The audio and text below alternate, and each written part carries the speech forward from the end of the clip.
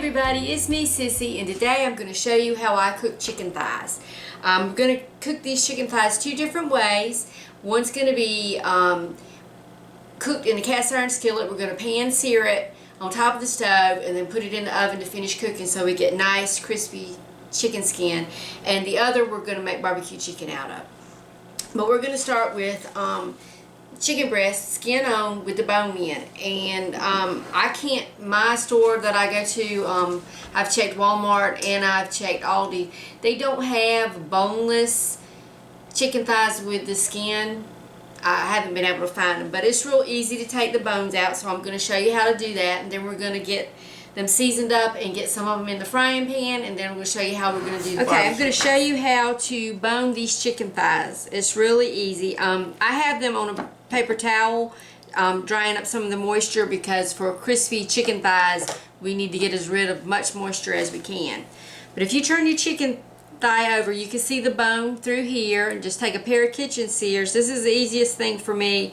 You can do this with a knife, but it's so much easier. And I just cut down around the bone all the way around.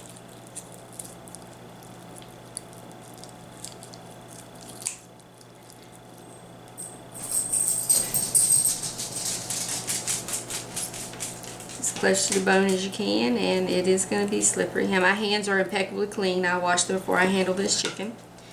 And so there we have our boned chicken thigh. Just as easy as that. Now, important thing, don't throw this bone away. I have a Ziploc bag in my freezer. I save all my bones, and when I get a big bag full, I put them in my crock pot with a little bit of chicken broth and make some chicken bone broth, which is great. I use it as a base of soups. If I've got a cold or something, I'd like to just drink it. I put a little butter in it, a little salt and pepper, and it is delicious. And I'll tell you a trick to that too. Some people don't like the bone broth because it has the film on top of it, you know, from the fat. But I just take a little bit of it, not super hot because I don't want to tear out my bullet blender, and I put it in my big blending cup. Put it through the bullet, blend it a little bit, and it makes it nice and emulsified, and you don't have that like oil slick on top. But it is delicious. But I'm just going to go ahead and bone the rest of these chicken thighs, and we'll be right back.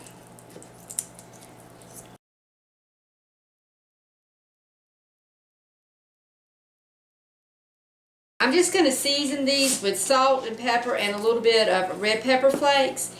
And I'm just going to pour some in my little ramekin here so I can mix them up. And I mean, you don't have to put the pepper flakes. I just like a little bit of spicy. You can put any kind of seasoning. Garlic. Garlic. You can do rosemary. Rosemary chicken is really good, especially if you have fresh rosemary. I don't have any fresh rosemary. I'm going to plant a garden with herbs and be so Martha Stewart, but it never happens. So I got my little mixture in here. Mix that up. Then I'm going to sprinkle a little bit on the top. And now if you have a dry rub that you like, that a store-bought one, I would make sure that, check your ingredients, make sure it doesn't have anything sweet in it. Make sure it has no carbs, no sugar, no maltodextrose or anything like that. The best way to tell is if it has no carbs, then check the ingredients. And if it has a lot of long chemical words you don't know what are, don't use that. You can find them that are just, you know, salt, pepper, oregano, pepper flakes, or whatever. So I would go with the simplest. The simplest one really is to just mix it up yourself. But you know, I had bought some from the Dollar Tree. I love the Dollar Tree. And I thought they would be fine. And then I got to looking at them, and it was the little container that had 4 different kinds in it, in the little sections, you know. And all of them had sugar in them except for one. So I couldn't use those. Okay, so I got those all seasoned up. And I've got my stove, my eye, on medium high, And I have my oven preheated to 375 degrees. So now, okay, we have our eye preheating. Now you don't need to put any oil in here. I'm using a cast iron skillet. I would suggest using an oven safe nonstick pan. And the chicken has so much skin on it and fat that we don't need to add any. So I'm just going to put these in the pan and be sure and put them skin side down. Get that nice sizzle. And the most important thing is don't crowd your pan. I always want to put too much in, like I would want to put 4 in there, but 3, that's about all I can get in there, 3 that size. So we're going to put these in here, and we're not going to mess with them for at least 5 minutes, and then we're going to check them. So I'm going to set my timer for 5 minutes. Okay, I've had the chicken in the pan for about 8 minutes. We're going to flip it over. Oh, look at that good crispy skin there. That looks great. So we're just going to turn it over in our pan, and then we're going to put it in the oven at 375 degrees for 15 minutes.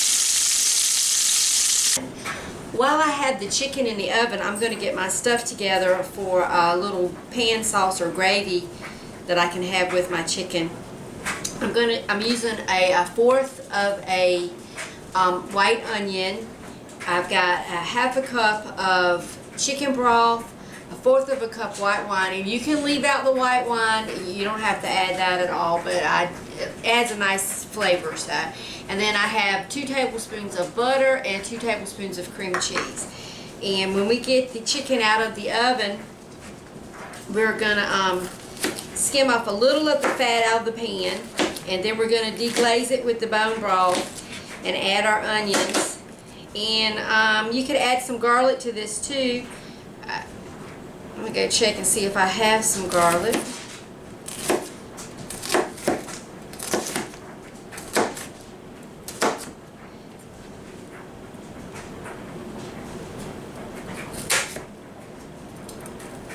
You don't want to go too heavy on the onions. They do have carbs in it, and I think my chicken broth, there's 1 carb in my chicken broth, and there might be a trace carb in the cream cheese, but other than that, this is all fat and protein in this meal. So, and you can make a whole meal out of this. You can add some cauliflower rice with it, or some steamed broccoli, green beans, asparagus. I love asparagus. Sometimes I have that with it, and sometimes I love to take asparagus and the big juicy stalks, you know, and take a couple of those, put them together, and wrap them with some bacon and cook it in the oven. That's delicious. That's a great side. But this, I think I'll just have a little green salad on the side. Anyway, I got my onions chopped up, and let's see if I can find that garlic. Yes, I have some minced garlic, so I'm going to put about a teaspoon or 2 in my pan sauce when I get out the oven. So, be right back when we got it. I had someone leave a comment in one of my videos saying that they were trying to do low carb keto, but they were addicted to Mountain Dew. I sympathize. I was addicted to Diet Mountain Dew, but I'm not sure if she was drinking Diet Mountain Dew or regular Mountain Dew. Though Diet Mountain Dew is only slightly better than regular Mountain Dew.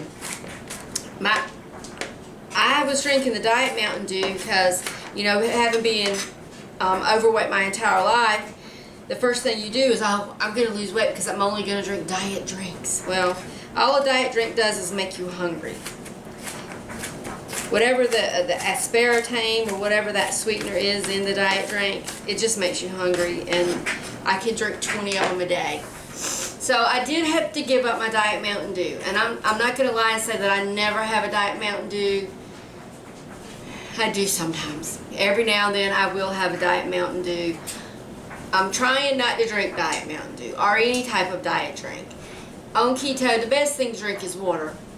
I'm not a big fan of water, but I do drink it. I drink a lot of unsweetened tea, but I do add a sweetener to it, which depending on what low carb camp you're in, they're either good or bad. But this is the sweetener I use, Sucra Drops. They have no carbs, and it is sucralose.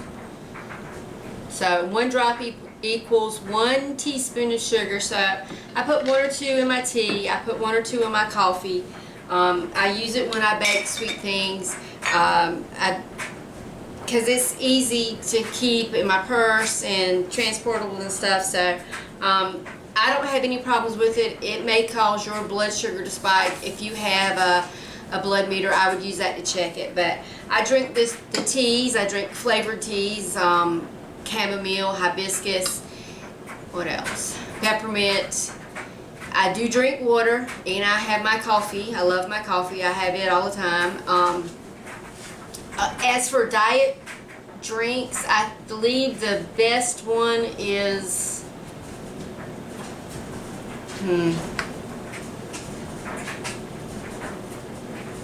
I don't know what the best one's. Zevia, maybe. Yeah, I think that's what it's called. The best thing to do is check the drink, see what the ingredients are. If it's not full of chemicals, it should be alright. You just don't want anything that has maltodextrose in it, or there's a lot of literature out there. There's a lot of stuff on the internet telling you, you know, what you can and can't drink. But my best piece of advice is figure out what works for you. If the difference between you staying low carb all day or eating a cookie is drinking a Diet Mountain Dew, drink the Diet Mountain Dew. Just drink it, okay? Nobody's perfect. So if you pass up that cookie and are you having a terrible day and the only thing that's going to make you feel better is a Diet Mountain Dew, go ahead and drink it. I wouldn't suggest drinking a regular Mountain Dew. Stick to the diet one. Drink a half of one. Cut it with some water. Do whatever you got to do to get through it. But I like my tea. I am from the South. I guess y'all didn't know that, but I am from... yeah, y'all knew that. But I drink my tea and my coffee, and I drink water. And it does save a lot of money not drinking the drinks, because those things are like $1.78 if you buy them cold. So, talk about drinking, and I just poured tea all down in front of my shirt. How did I miss this big mouth? And then somebody asked me about alcohol. White wine is alright in moderation, maybe 1 glass of wine on a special occasion, or 1 a week, or depending on how your day went. You can find wines with the lowest carbs. You can Google it. Google will give you a list of wines and their carb counts. I believe the drier the wine, the better. Dry white wine has like 3 carbs a serving. And I find now that I've been doing keto or low carb for so long that 1 glass of wine, that is all I need. I'll be feeling really good then. And oddly enough, most alcohol doesn't have any carbs at all. Vodka, sometimes I do like to have, they're not paying me, I'm not endorsed by them, but I do like Absolute vodka, apple flavored. Mix it with another poor choice, I'm guessing, is the fruit flavored water from Walmart, the Fuji apple. I can't remember the name of the brand, but they have a Fuji apple flavored water, and if you mix that with Absolute apple vodka, you have a wonderful apple martini. I wouldn't suggest doing that all the time, but you know, sometimes the girl just needs a drink. But anyway, let's get that chicken out the oven and make our pan sauce. Okay, got our chicken out the oven. Look at that crispy crust on top. That's great. We're going to take it out of the pan and put it to the side while we make our little pan sauce.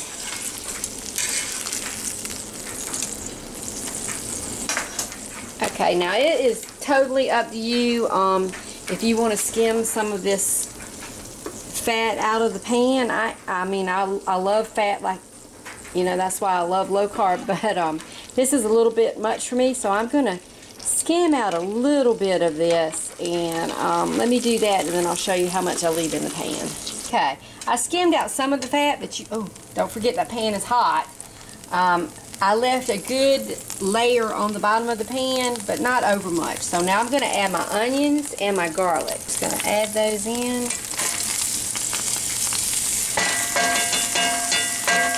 Okay, I added my onions and my garlic.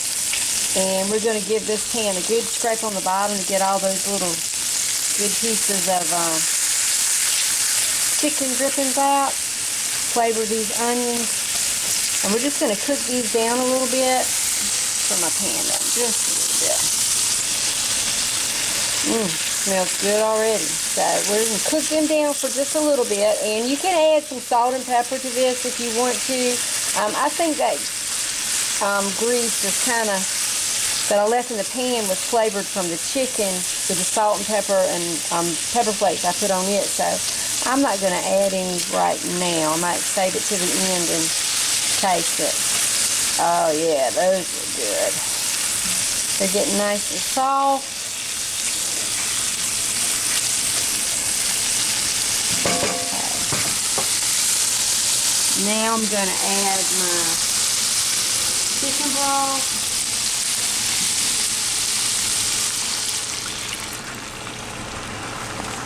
I'll let that come to a simmer, and then I'll add my wine.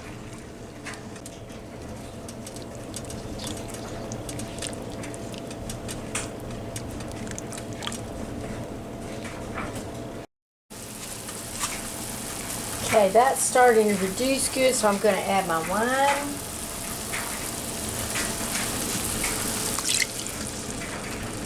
Then we're going to let it reduce to about halfway, and we'll add our butter and cream cheese. Okay, I've got it off the heat, and I'm just going to let the heat from the pan melt this butter and this cream cheese.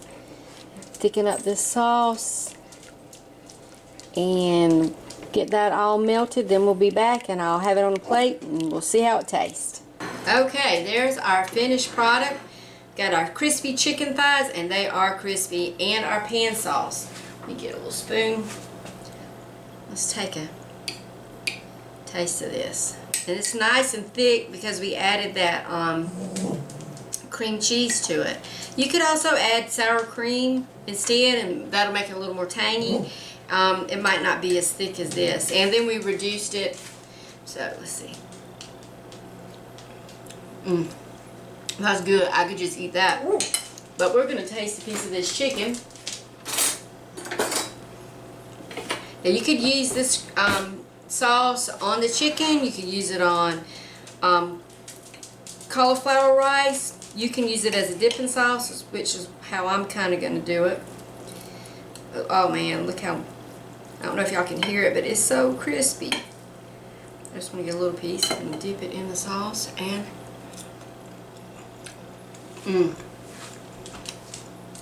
delicious, delicious, delicious, delicious. If this is low carb, I can do low carb for the rest of my life with no problem. This is better than any Kentucky Fried Chicken and mashed potatoes I ever had. So I'm going to keep eating. This video has gotten kind of long, so I'm going to save the barbecue chicken and make a part 2 for this and show you how I do the barbecue chicken with that. So everybody have a great day. Keto on, lose some weight, eat good, feel good. And the most important thing, remember, if Sissy can do it, you can do it too. These are butt pups, my taste testers. Okay, y'all ready? Here's my dot dot. Dot dot. Ready, pup pup? Alright, Peanut. No, this is Peanut. Stop. They like it. They like it. It tastes good, Mama. We want some more.